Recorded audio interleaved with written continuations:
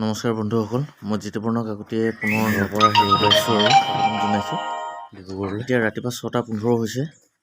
মই ডিব্ৰুগড়লৈ যাব ওলাইছোঁ। স্বাস্থ্যটো বৰ ঠিক নাই, আজি 6 মাহ হৈ গ'ল ষ্টেণ্ডলৈ ডিব্ৰুগড়লৈ যাওঁ। ডিব্ৰুগড়ত লগ কৰি আহোঁগৈ। তাকে ব'লক আপোনালোকেও ওলাওক মোৰ লগত। ডিব্ৰুগড়ত গৈ কি কি কৰোঁ দেখাই যাওঁ। আপোনালোকৰ লগতে 6টা বজাতে আছিলে প্ৰথম গাড়ীখন ডিব্ৰুগড়লৈ। এতিয়া খৰখেদাকৈ আহি আছোঁ। মানে 9টা বজাৰ পৰা 10টা বজালৈকে বহে একেটাছ মেডিচিন স্পেচিয়েলিষ্ট প্লাছ প্ৰফেচৰ। একেটাছক লগ কৰিম বুলি খৰখেদা কৰি আছোঁ। বিশেষকৈ স্বাস্থ্যৰ বৰ ঠিক নাই। আজি 6 মাহ মানে হ'ল যিটো অসুস্থ হৈ আছোঁ। অসুস্থতা ভাল হোৱা নাই, মানে আৰোগ্য হ'ব পৰা নাই। 4জনমান ডাক্তৰৰ লগত কনচাল্ট কৰিলোঁ, কিন্তু আৰাম পোৱা নাই এতিয়ালৈকে। এতিয়া আকৌ একেটা চাওক দেখাম বুলি আজি খৰখেদা কৰি দিছোঁ। NH-15 হোৱাৰ দৃশ্য, গাড়ী নাই, এখন চলি আছে, ভিৰ লগা নাই ইমান। এইখন বেটেৰী ৰিক্সা এখন আহি আছে, সেইখনতে যাম আৰু ৰখাই। বাছ ষ্টেণ্ডলৈ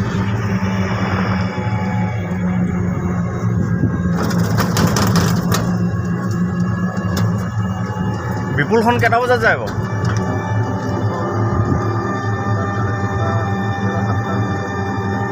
অঁ, এতিয়া 6টা বাজিছে, 6:05 মান হৈছে নেকি।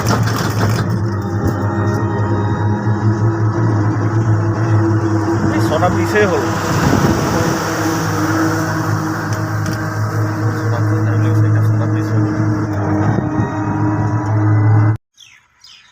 কাষত আহি ষ্টেণ্ড পালোহি। এখন ধেমাজি টাউন, এখন সুমিত্ৰা, এইখনতে যাম ডিব্ৰুগড়। 9টামান বজাত পাম ধেমাজি বাছ ষ্টেণ্ড। 8 বজাত পালোহি।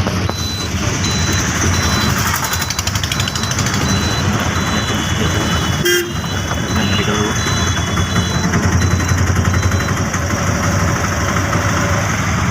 ফাইনেলি আহি পল্টন বজাৰ পালোহি। এইটো পল্টন বজাৰ নামঘৰ আৰু এইফালে আছে একেটা চাৰ্ভিচ চেণ্টাৰ। যাওঁ এতিয়া এইখিনিয়ে পাৰ কৰি। আৰু কিমান সময়ত আহে নাজানো, আজি আহিবনে নহয় তাকো নাজানো। খবৰটো লৈ লওঁ।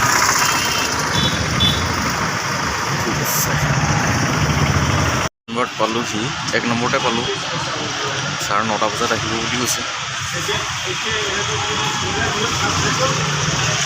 আৰু আহি আছে পেচেণ্ট, তো মানে পেচেণ্টৰ এটেণ্ডেণ্ট আহি আছে। পেচেণ্ট নাহিলে মানে নাম এণ্ট্ৰি নকৰে। এতিয়া দেখাই মেলি কি হয় ৰিপৰ্টখিনি লৈ আহিছোঁ মোৰ লগত। এইটো ডিব্ৰুগড় পল্টন বজাৰ পাচলি।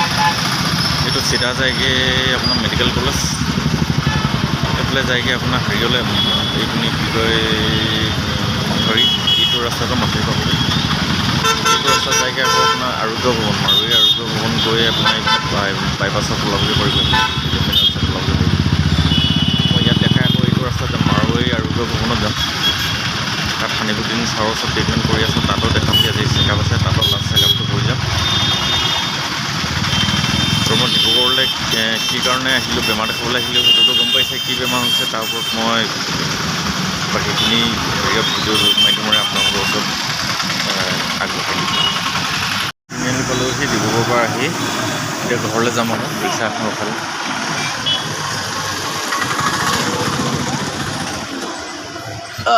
কিৰণ একাডেমী ঘৰলৈ আহি আছোঁ।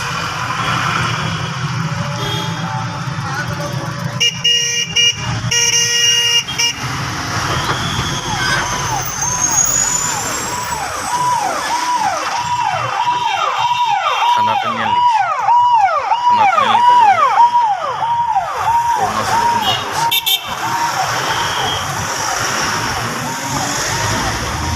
6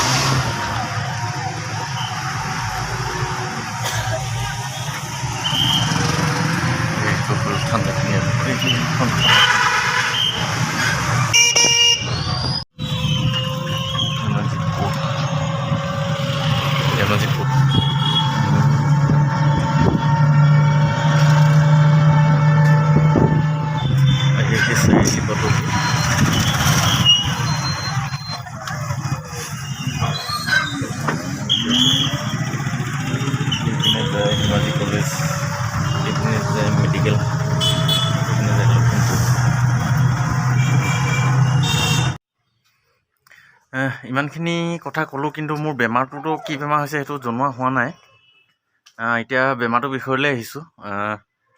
মোৰ হৈছে ইণ্টাৰনেল হিমৰইড, মানে পাইলছৰ প্ৰব্লেম এটাত ভুগি আছোঁ। পাইলছৰ প্ৰব্লেম মানে মোৰ বস্তুটো বিষ, ব্লিডিং নহয়, মোৰ অকল বিষ। মানে ব্লিডিঙো নহয় বা কিবা মাংসটো বাঢ়িও অহা নাই। মোৰ মানে অকল বিষ, টোটেলি বিষ, একদম ইমান অতিপাত বিষ হয়, মই বিষত থাকিব নোৱাৰোঁ মানে। নোৱাৰাৰ পিছত ডিব্ৰুগড়লৈ গ'লোঁ, গৈ মেলি তাত পুক্টস্কপি কৰা হ'ল।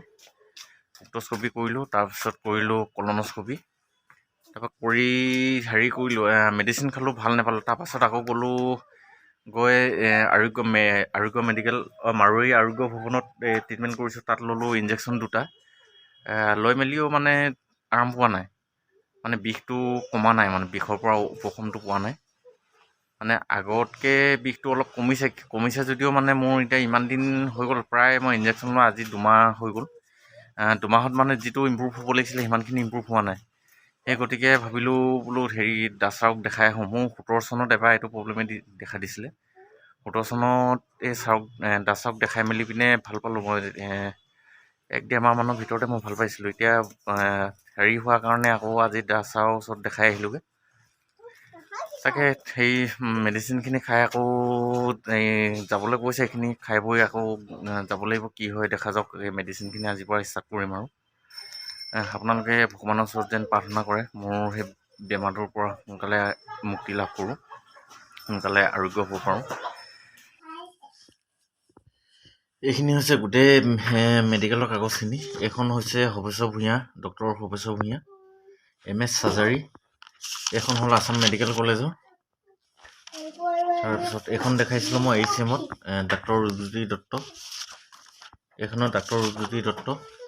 তাৰপিছত লাষ্ট মই ইনজেকশ্যন লৈ আছিলোঁ, এইখন ডাক্তৰ হামিদুদ্দিন আহমেদ, এখন মাৰোৱাৰী আৰোগ্য ভৱনত। ইয়াত ইনজেকশ্যন মই 23 তাৰিখৰ দিনা এটা ল'লোঁ। তাৰ আগত লৈছিলোঁ আপোনাৰ ফাৰ্ষ্ট ড'জটো লৈছিলোঁ, এইটো কেই তাৰিখ আছিলে,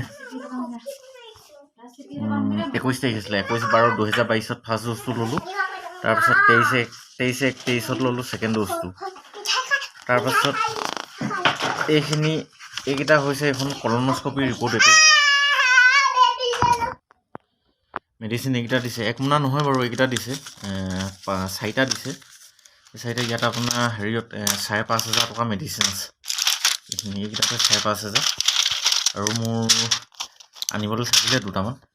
এইখিনি 5,500 টকা মেডিচিন আৰু 2টামান আনিব থাকিলে, মানে 10 দিনত থাকিলে 2টা মেডিচিন। এইজনী মোৰ ছোৱালী ডাঙৰ হ'ল, স্কুলত দিলোঁ আৰু স্কুল খোলা নাই। হাই কৈ দিয়াচোন। আজি মই স্কুল খুলিছোঁ। কেতিয়া স্কুল খুলিলে? আজি স্কুলত এডমিশ্যন হৈছে আৰু তাৰপিছত মই ৰবা তাই তাৰপিছত যে ফুলবিলাক এইবিলাক চাওঁ।